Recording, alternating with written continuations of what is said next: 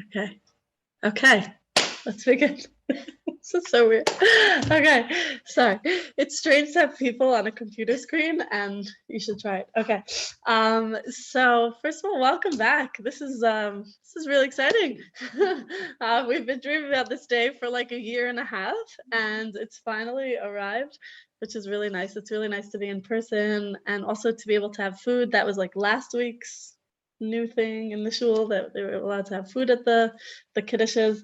So Bezrat Hashem, we should just continue Lasot Chayil and to meet up in person. Okay, so for tonight's shiur, is life a journey or a destination? Oh my gosh, I didn't give the source sheets to you. They're outside the windowsill. It's on the screen. I'm used to the screen, but I actually didn't remember to have them printed out. That's a good thing. Okay, sorry. We'll just wait one more second for the source sheet to come. Okay, thank you, Deb.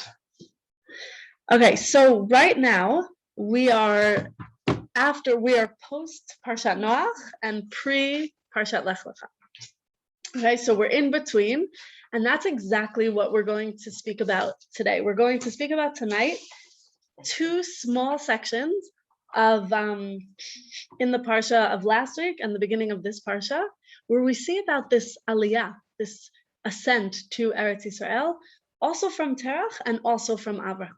Okay, so it's important for us to see it inside, okay, to notice as well the language of these two aliyot, and then to understand, because looking at these psukim, it triggers a lot of questions, okay, that we have for the aliyot of them. Okay, so if we look in source number 1, the journey of Terach and the journey of Avraham to Canaan, this was before it was called Eretz Yisrael. We see here that there's a parshiya about Terach, okay? And it introduces us to Terach, and it says, Ve'ela toldot Terach, and this is his genealogy, and he gave birth to, Avraham, and Nahor and Haran had Lot, and then Haran dies, and he has a son who, sorry, I said Lot, okay. Terach had Avram, Nahor, and Haran had Lot, but then Haran dies. So Lot is left without his father. Okay? And it says here, Vayikach Avram v'Nachor lem nashim, they take wives for themselves, and Avram's wife is Sarai, and Nahor's wife is Milcah, and Vati Sarah Akara. Okay, and we're not going to get into those psukim that are also loaded with all these things. And now here, this is the aliyah of Terach, pasuk lamed aleph, on the right side, Vayikach Terach et Avram beno. Okay, he takes his son, Avram, ve'et Lot ben Haran. Okay, he has Lot, his grandson, ve'et Sarai kalato, Sarai, his daughter-in-law, the wife of Avram, his son, ve'yitzu itam, and they left with them, Me'or kastim lalechet arza Canaan vayavo ad Haran vayishvu sham. They left Or Kastim to go to Eretz Canaan. They arrive at Haran and they settle there. Okay? And then we have the pasuk vayu yimei terach chamesh shanim u'matayim shana, that he's 205 years old when he dies in Haran. Okay, that's the story. We read that. That's understandable. Okay, so far so good. But then we start Parshat Lech Lecha, and in the Tanakh you can kind of see it, that it's right after, it's juxtaposed to it. And the next parak, we see the command, the famous command.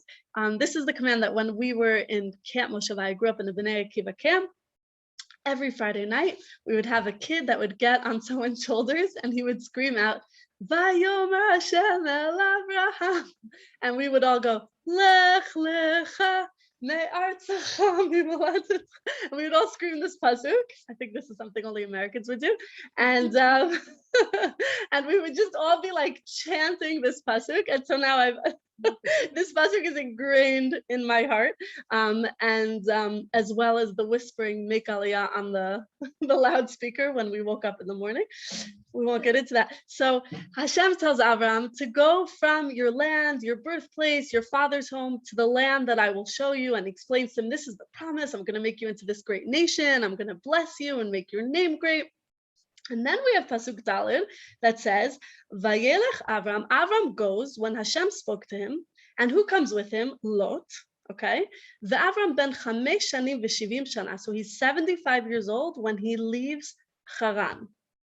And then, Vaikach Avram et Sarai ishto, that Lot ben Achiv, he takes all these people with him and all of their rechush, all of their inheritance, and the nefesh asu becharan, all the Chazal explain that the people that they were being mekarev, vayitzu lalechet arta Canaan vayavo arta Canaan, and they left from there to go to Eretz Canaan, and they came to Eretz Canaan.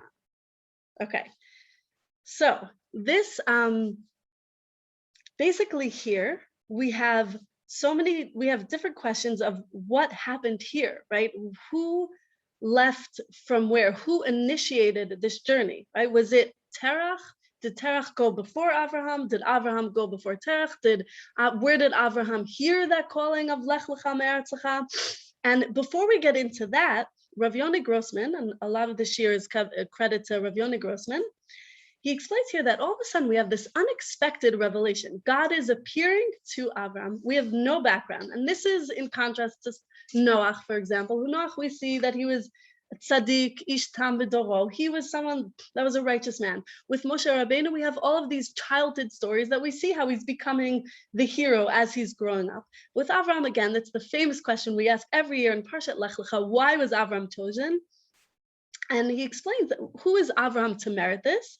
It seems that there was an absolute selection, kind of like an unconditional selection, that it doesn't depend on his actions. So it doesn't really matter, because if his actions would change, then maybe that selection would change. And then we would say that the nation is no longer chosen anymore. So Avram here, he was chosen without it being dependent on his actions, right? Because, for example, as we see later on in Jewish history, that people have come to say, well, the Jewish people sinned, so they no longer have that special connection with God, that it's based on our actions. Here, what Rav Yoni Grossman wants to suggest, that we don't need to know, that it's not telling us now his actions, it's going to tell us later on. In a later parak, we're going to hear more about why he was chosen. And there's a beautiful pasuk about him in Parak Yud Chet. So we're in Yud Bet, so we're in 12 and 18, 6 prakim later, it says the reason why he's chosen is ki yadativ, I knew him, leman asher yitzaveh et banav ve'et beito acharav, that he's going to command his children and his household, v'shamru derech Hashem, they're going to keep the way of God, la'asot tzedakah u'mishpat, to do righteousness and justice. Okay, so as Rabbi Sachs points out, he is a father above all, right? He's going to be that father that's going to educate his son. He's going to pass on these moral foundations to his children and to his household. But we don't see that yet. That comes later on in the prakim. Welcome. Yeah. Do you know why did Terach just decide to go of his own free will? Okay, so that's a wonderful question, and that's really what we're going to discuss tonight. The psukim don't tell us. Okay, we don't know if Terach decides to go on his own. Okay, and in what order do things happen? Okay, so what I wanted, it might be a little bit confusing, but it's if you hold on, it's worth the ride. Okay, so here we have a question that, first of all, why is his death, Rashi asks this question, why is his death mentioned out of chronology? Okay, so if we have a few details here with mathematics, okay, Avraham was 75 when he left Haran. Okay, we saw that in the pasuk, in pasuk Daled. Okay, Parak Yud Bet, we saw that Avraham was 75 when he left Haran. Terach was 70 when Avraham was born. Okay, so altogether, Terach was 145 years old when Avraham left Haran, and he dies when he is 205. So how many years left did he have? Whenever they ask us math questions in our social work classes, we're like, we're social workers, we're not accountants, we're not mathematicians. Okay, so he was alive for 60 more years, okay? 205 minus 145. So he was still alive for 60 more years after Avraham left Haran, okay? So now the question is, when is this call of Lech Lecha? Does it happen in Or Kasdim, where they're originally from, or does it happen when he's already in Haran, okay? But the psukim say that Terach wanted to go to Eretz Canaan. He just happened to stop in Haran on the way. So it seems that they were journeying towards Haran originally. That was the original plan. So did that original plan happen before God called out to Avraham? Or did it happen after God called out to Avraham? Is everyone following with the question? Oh, Haran is just like, I don't have a map here, but it's one of those places that was like in that area of that time in the, I don't know if it's called the Mesopotamian area. I don't know exactly where Haran is. Actually, it says in the Dam Mikra where it is now. It's north of Israel. You Yes. carry on north up through Lebanon, and so if you were starting, oh, let me put my video on so you can see me waving my arms around. Let's check I'm doing right. So if you have Israel here, it's north of Israel, and Ur is down there, and the like Tigris and the Euphrates. So they go up to avoid the desert, and then they come down, and it's the top bit where Terach remains, and Avraham carries on south. Incredible. Okay, and is it modern day Syria? It's either Lebanon or Syria. Yeah, I think it's Lebanon probably or Syria. Okay. Okay, so that's where Haran was, and they clearly stopped on the way. And maybe Or Kasdim is where Bavel was. I need to get back to. Sorry, geography is not my strong point. Okay, so the question is what do we have? When is this command? Okay. Okay, so if you look in the Psukim, if you look at Rashi, we have on the first Rashi, okay, it says here that after Avraham left from Haran and he went to Eretz Canaan, he was there for 60 more years. Terach was there for 60 more years, and he goes through the mathematics and he says, why is Terach's death out of chronological order, out of the sequence? Because the reason why is because that it wouldn't be publicized to everyone that Avraham wasn't doing kibud av va'em. Okay, if he wasn't honoring his father, that he left his father in his older years and he went to Eretz Canaan. And so therefore, the text says that he is considered dead, and he also explains in addition to that Rishaim in their life are also called dead. Okay, so Rashi's opinion of Terach that we see here, that people, even Rishaim, when they're still alive, they're called dead, the same way that Tzaddikim, even when they're dead, they're still considered that they're alive. Okay, but Rav Yoni Grossman asks questions on this. Okay, he says with Rashi, it's kind of uncomfortable. It doesn't really make sense to us, because if it's a problem that Avraham left his father and didn't honor his father and left him, then why would he do so? Okay, and if it's not a problem, then why are we trying to hide this? Okay, so it's not so clear what Rashi is getting about. Okay, and so Ramban goes on to explain, and he's saying, I don't understand why the Midrash and why Rashi needs to have an explanation for the chronology being out of order, because what goes on in the Torah is that there are characters that are in the spotlight, as Rav Yoni Grossman calls it. They're in the literary spotlight. They are the main character, and they show their genealogy, their life, and then they finish it. And then the next person that comes onto the stage, they could still be alive at the same time as with many other cases, but they're not in the focus. They're not in the spotlight. Okay, so Terach, we had a parsha. We explained to him like why he's there.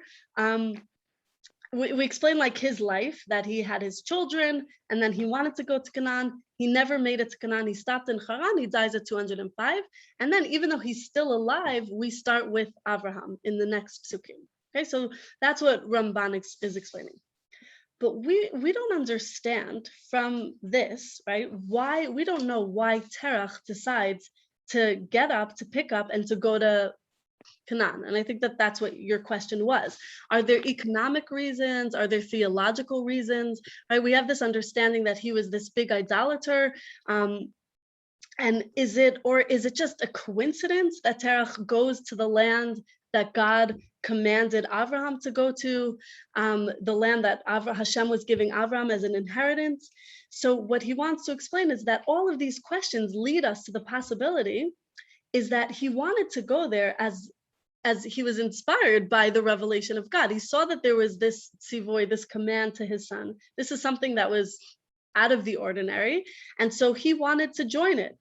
He wanted to join in with Avraham. So it's not that Avraham is following Terach, okay, from what might seem from the psukim, but rather Terach is venturing towards Canaan after this divine relationship divine revelation to Avraham. So according to what Rav Yoni Grossman and what the classical commentators are saying is that the story is not in chronological order. Basically, what happened is that the revelation comes to Avraham when he's still in Ur Kasdim. He has that revelation. He tells his father, and his father decides, okay, let me decide to join you. Avraham gets there. Terach remains in Haran. He stops on the way and he stays there. Okay, so this is according to the opinion of Rav Yoni Grossman. And lots of things, so why would he then be like, oh, I'll do it to you, I'll follow you? Because you're saying he puts like his faith in the worship of idols. Yes. So the Midrashim. Right, so why would he then follow Hashem?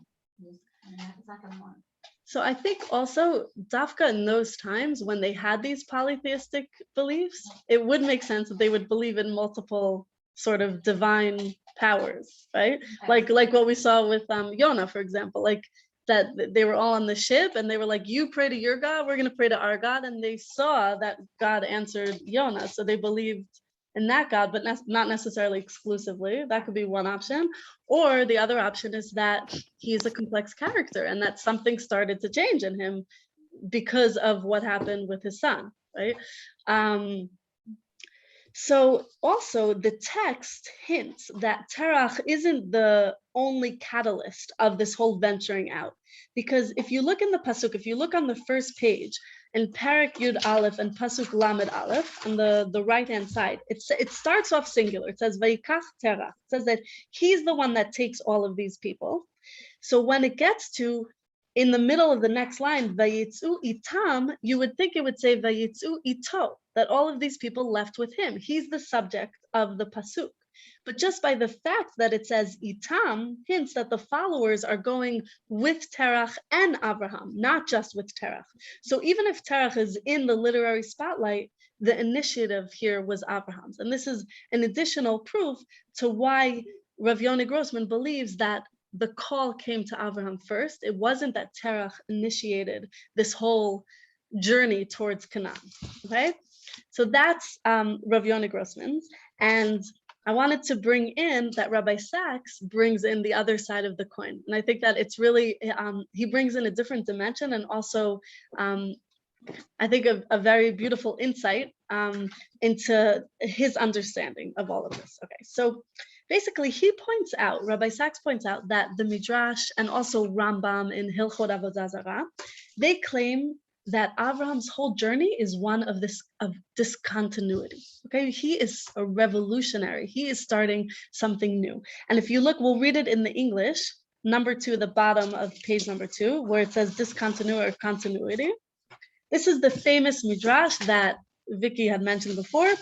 On another occasion, a woman came in with a plate full of flour and requested him, take this and offer it to them. It brought it to Avram, was in the store, the idol store of his father.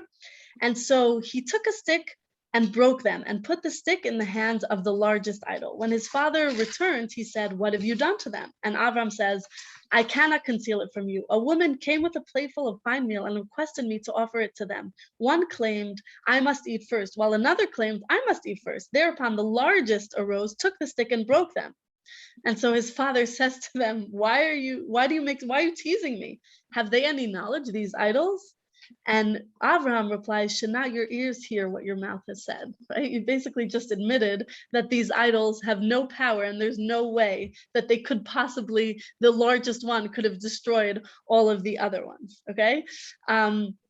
So here from this midrash, we see Avraham is painted as this iconoclast, right? He's the one that's coming, he's shattering the idols, he's having this confrontation, this clash with his father, and he's starting a completely new path, okay?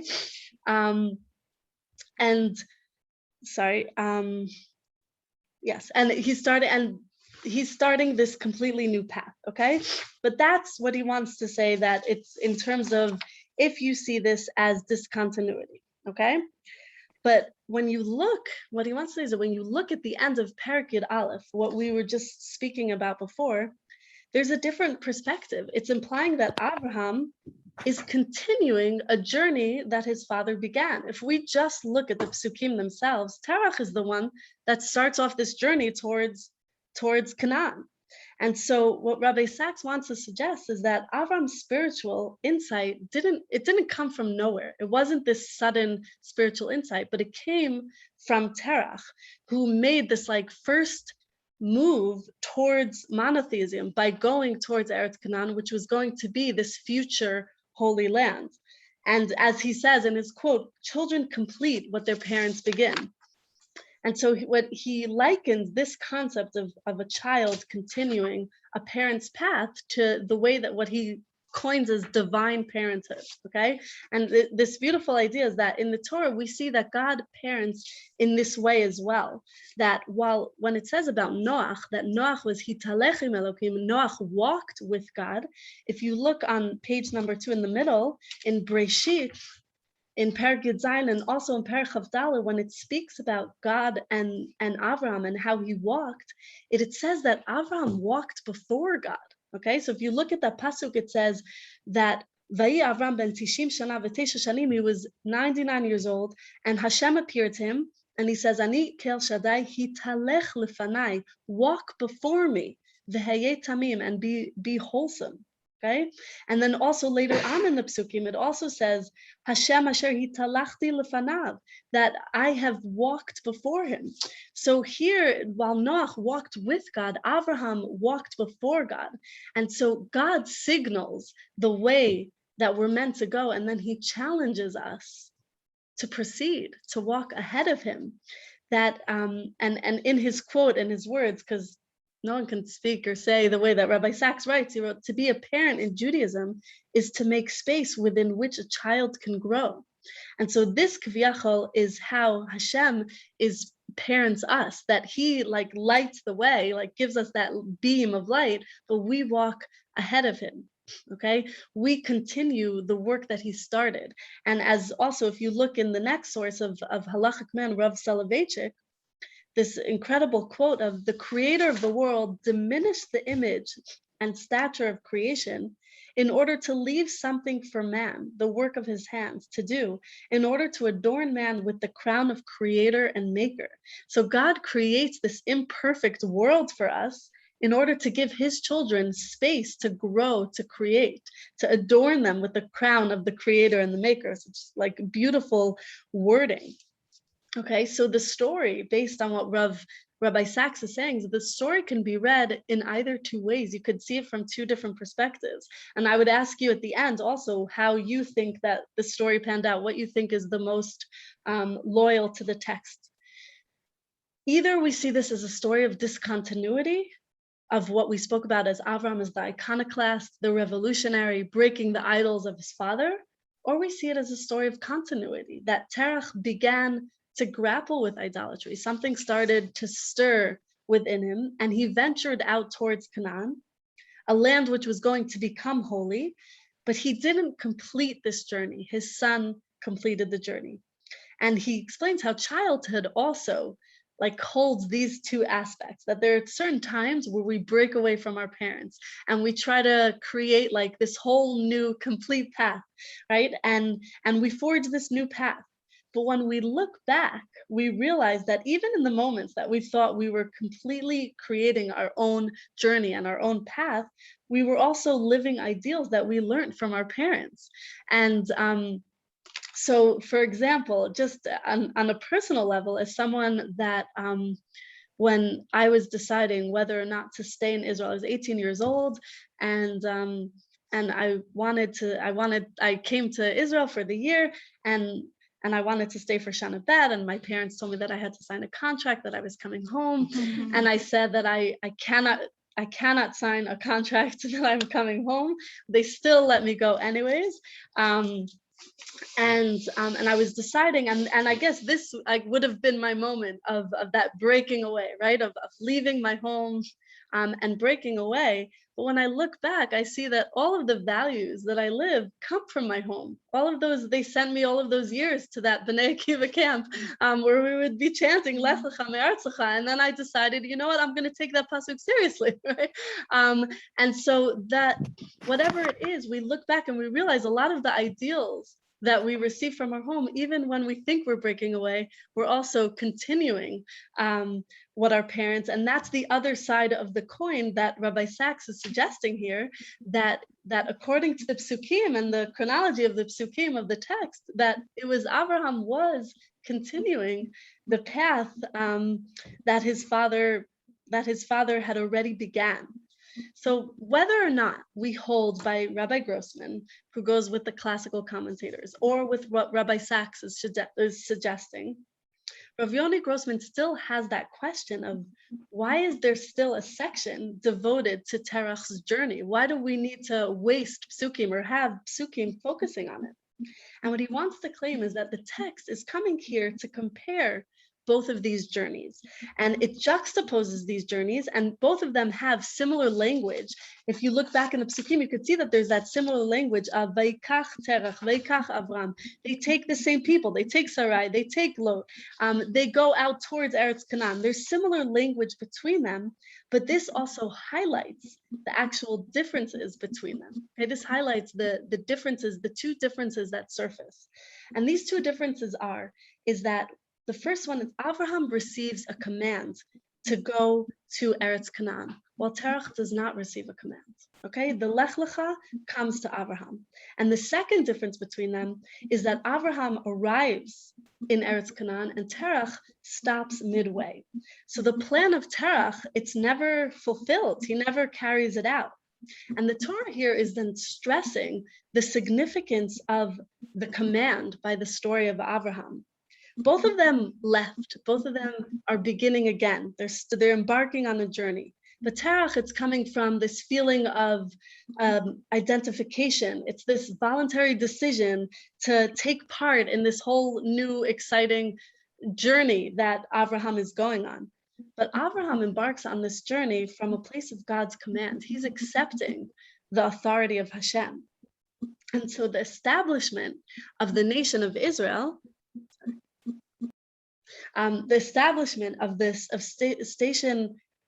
establishment of the nation, it begins with this absolute command that whereas Terach was following his heart, identifying with what was going on, he only reached Haran. His decision to go to Canaan, that it falls apart, it disintegrates when he comes to Haran, which was at the time the center of civilization, in the face of the attractions of whatever Haran had to offer, whatever was sparkling at the time. But Avraham is following this command, and he arrives at his destination. And I think here that tension between that identifying and going from a place of what's in your heart versus an absolute command, I think that that's an interesting tension to look at, and that especially in a world where in a Disney kind of culture, where the message is constantly to us, follow your heart. Your heart will show you the way. And a funny story that happened yesterday, my daughter Nava, 6 years old, she was playing with a friend over, and her mother was coming to pick her up to take her to the park. And Nava wanted to join her, but she thought someone else was coming. And so we asked her, do you want Nava to join you? And she said, I need to ask my heart. And she stood there, the 6-year-old girl, and she thought about what her heart had decided, and her heart had decided no. So Nava is tough enough, right? She could handle it, and she understood. Then I went upstairs to ask Ari a question, and suddenly Nava's running up the stairs, and she said, I'm gonna come. The mother's here. I want to go. And I said, but what happened? She said that she didn't want to go. Oh, she changed her mind. She changed she changed what she was feeling, right? And so I think that oftentimes if we have that follow your heart without any sort of anchor, our heart can change, right? The way that a 6-year-old child, our heart can change all the time. And so Terach might have wanted to start off and go and reach Eretz Canaan, but something else that maybe was better or more attractive came up along the way. Whereas Avraham, his aliyah was anchored in this command. And that's the beginning of our nation, that it's anchored in this command of Lech Lecha. And so that's why I want to challenge the famous quote of life is a journey, not a destination. And I want to propose that life is both, right? It's life, it needs to be both, and we need to value both, because it's this destination that Avraham arrives at, which is going to bring about who is going to actualize the potential of who Avraham is. And that's the last source on our page. If we look at journey or destination, the Meshech Chachma, I think this is one of the most beautiful commentators that I've ever read. When I read it, I had the first time, and I brought it in one of my shiurim, but I wanted to bring it back again. I think a year has passed, we can reread this this commentator.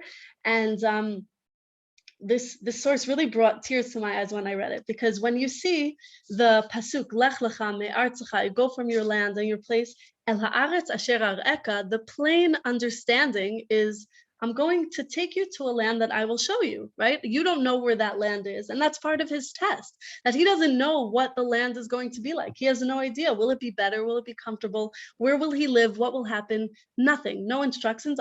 You just need to go to the place that I will show you. But the Meshech Chachma explains this word differently, okay? And if we look inside, he explains. Can we see it as well, please? Oh, sorry. Oh no, I haven't been going down the whole time. All right. Apologies. Thank you. Oh, I'm so sorry. Oh, sorry. I'll send you the source sheet. Okay, so he's saying that one might explain that Hashem commanded him le'lech le'aretz makom hamiuad la'avodah le'korbanot, to a place that's destined for service of God, for bringing sacrifices, that this is the place where Adam HaRishon and Noach brought their korbanot, and that's where the divine name is going to be publicized, v'yakdish shemo b'shichut b'no, and he's going to sanctify God's name through Akedat Yitzchak. ויראה את הכוחות הטמונים בסתר לבבו אשר מצא נאמן לפניו. And to show the kochot, the strengths that are buried in his heart, that heart that was found to be loyal before him. So when you see the words ar'eka, it's a pol yotze, it's a transitive verb. It means that sheyar'eh et hatamun b'lev Avraham, he's going to show the what's hidden, that's concealed in Avram's heart to others. Okay, so when it says Asher Ar'eka, it's not to the land that I will show you, but it's to the land where I will show you to others. I will show your strengths to the rest of the world. Okay, does everyone understand the difference in the words? And so the journey, Avram's journey, is very significant, and the midrashim really fill in the different points along his journey that aren't in the text. We don't see how he got to the place that he needed to get to, but that destination where he needed to go to, this was the place that he would ultimately be seen, where he would ultimately shine. And the way that I see it is that I've been teaching in Yavna girls, and I always tell them that I want us to look inside the text, because the way that I see the text, it's as if, you know, when you like turn on your computer, but then you plug it in so it lights up. So being connected to the text is like, it's like lighting you up. You're connected to the source. And so when Avraham arrives at his destination in Eretz Yisrael, that's the place where where his kochot will be shown to the rest of the world. So if we go back to just to recap this whole story about Avraham and Terach's venture to Canaan, we can either see it as that Terach had initiated this journey, the way that Rabbi Sachs explained, and Avraham was continuing this journey. It's a story of continuity. Or we can see it the way that we classically understand it, what Rav Yoni Grossman wants to claim, that it was a story of discontinuity, that he was a revolutionary and he was disconnecting. But either way, when you look at this journey, it's Avraham that reaches the last point, and Terach is the one who isn't anchored in that command, who stops on the way, and Avraham is the one that reaches the destination. So if anyone here has any questions, anyone on the Zoom? Yeah, I think for me, I think one of the key bits is actually